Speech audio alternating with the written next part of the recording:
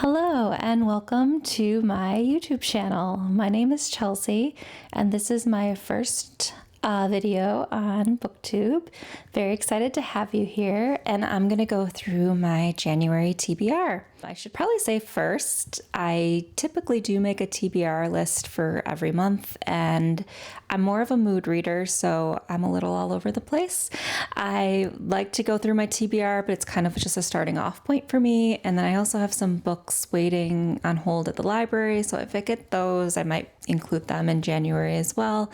But just so you know, these are what I plan to read, and then I don't know what she's gonna do in the future, but hopefully she'll read most of these on this list. But first and foremost, my most anticipated book of the year, we have another Sarah J. Maas book that's coming out later this month, Crescent City 3. It's finally here. I'm so excited. House of Flame and Shadow. It's coming out literally the day before my birthday, so that's a little treat for me. I just can't wait. I have no idea. It's just going to be amazing, I'm sure. I've been rereading Sky and Breath, and I love being back in this world. And yeah, I just can't wait to see what she does, because it's going to be great. But before that, we've got the whole month. So first, I'm going to start off with, I like to start the year off kind of light. So I picked a romantic comedy, more of a contemporary romance, called The 7-Year Slip by Ashley Posen. I've heard nothing but good things about this book, and it sounds really fun. It's about a girl who moves into an apartment, and then she falls in love with her roommate, but he's actually 7 years in the past. So it's going to be hopefully fun and funny and really light. And then after that, I want to read Warbreaker by Brandon Sanderson. This book's actually been on my list for a while. I read my first Brandon Sanderson book last year. I've been really trying to get more into fantasy books, and I stole Mistborn from my father and really loved that book. It was great. And then I ended up reading the next two in that trilogy, and then I finished the last one last month. Hero of Ages made me cry. It was super sad. What an ending. It was amazing. I also really loved Tress and the Emerald Sea I read last year. I knew I was going to love that book just because I love The Princess Bride. Is one of my favorite movies. So I really like his writing, and I'm really interested to see some of his other books, because I know he has quite a lot of them out there, but Warbreaker is the one I'm going to try to read first. And then I've actually already started this one, A Court So Cruel and Lovely. This is the first book in the Kingdom of Lies series.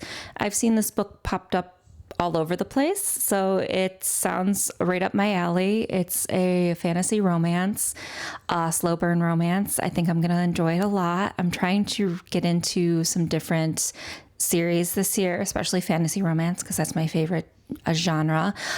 So hopefully I like that one, because then I'll continue on the series. I'm also planning to read Broken Bonds by Jay Bree. That's part of a larger series as well. It's the first time I read from this author. I see them all over the place though. They have a few series out, so hopefully I like this, because I would really like to continue or read more from their backlist. And this is a fantasy romance where our main character is bonded to 5 men, and she had to run away for some reason, but now she's back, and now she has to deal with all of these guys, and it just sounds like it's going to be a very interesting story and really fun.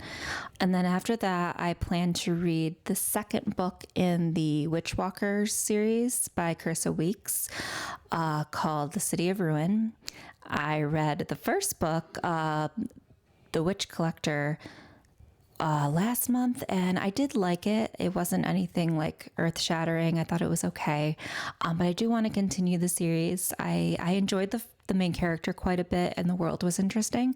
So hopefully the second one will just build off of that and be really great. Another Kindle read I plan on reading this month is The Ever King by L.J. Andrews.